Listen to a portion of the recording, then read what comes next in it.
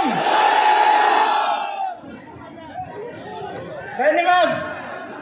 कैसे हैं आप? गर्मी है आज, दूर दूर से आए हैं, बहुत इंतजार कर रहे थे क्या? जल्दी जल्दी बोलो।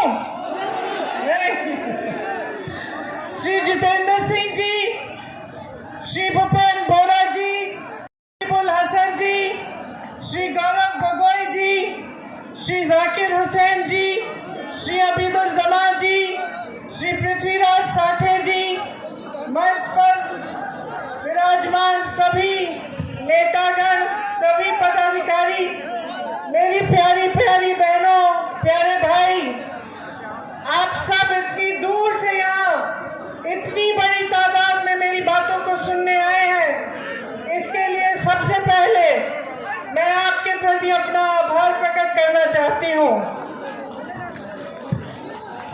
आपको सबको हिंदी समझ में आती है या अनुवाद कराओ? ठीक है, समझ में आती है। देखिए, ये कोच राजवंशी की धरती है, महामाया धाम यहाँ है, पंचपीर दरगाह यहाँ है, गुरुद्वारा श्री तेग बहादुर जी का यहाँ है। ये एक ऐसी धरती है जहाँ से पूरे देश को संदेश जाता है कि ये देश एक है, हम सब एक महान परिवार है और इस देश के लिए हम सब एकजुट होकर लड़ेंगे। इस देश के लिए हम सब एकजुट होकर अपनी जान देने के लिए तैयार हैं।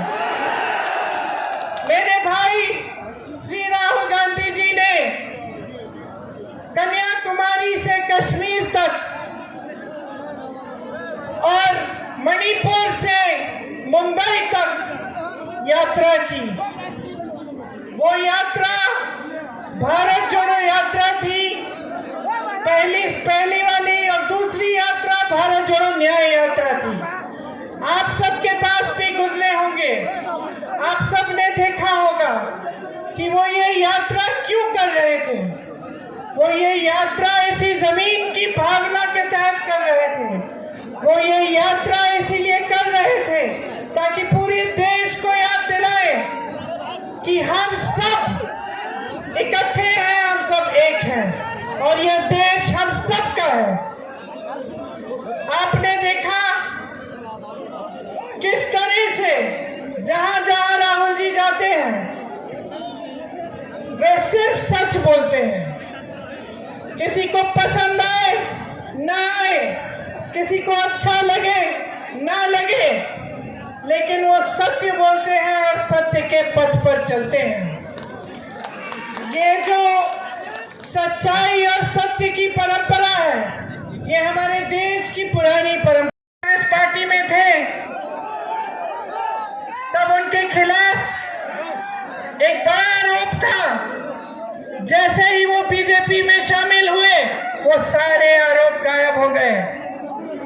आएंगे वो कहेंगे कि जो कांग्रेस पार्टी ने गारंटी दी थी चुनाव से पहले, उनको पूरा करने का काम कर रहा हूं। अगर आप आज कर्नाटका के सीएम से पूछेंगे कि आप क्या कर रहे हैं, तो कर्नाटका के सीएम आपको बताएंगे कि जो कांग्रेस ने गारंटी चुनाव से पहले दी उनको पूरा करने का काम कर रहे हैं। इसी तरह से जहां जहां कांग्रेस की सरकार है, आप वहां के सीएम्स को देखिए और आपको पता चलेगा कि सेवा के लिए समर्पित हैं। लेकिन यहाँ असम में माफियाओं का राज चल रहा है। भू माफिया, सुपारी माफिया, बालू माफिया, कोयले का माफिया, हर तरफ देखे तो वसूली और माफिया चल रही है।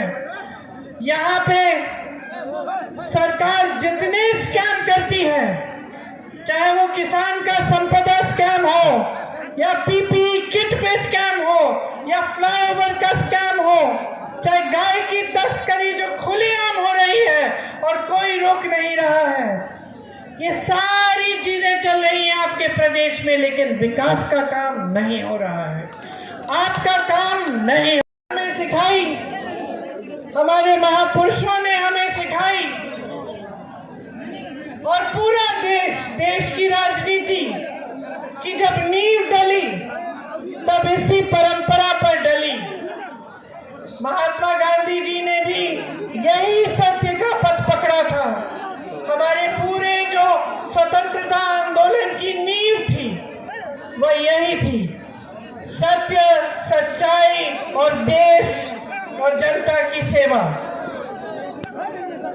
लेकिन आज देश में क्या हो रहा है?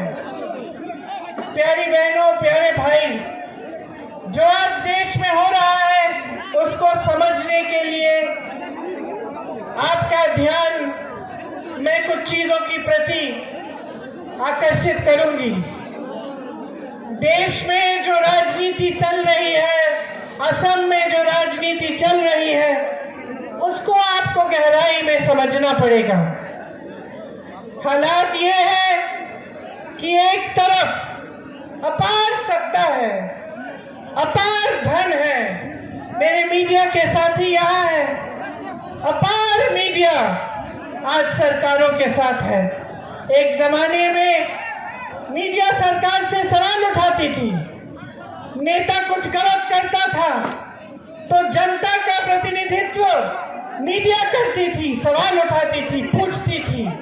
एक जमाने में सत्ता को जनता पूछ सकती थी, जनता सवाल उठा पाती थी, लेकिन आज पूरी सत्ता एक पार्टी के साथ है और उन्होंने इस लोकतंत्र को बचाने और मजबूत करने वाले सारे संस्थान कमजोर कर रखे हैं। चाहे वो मीडिया हो, चाहे न्यायपालिकाएं हो,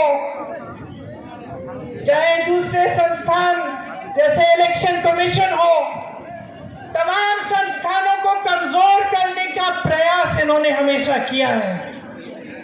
इनके धन बल से सरकारें गिराई जाती हैं। सत्य का जो पथ है इन्होंने छोड़ डाला है।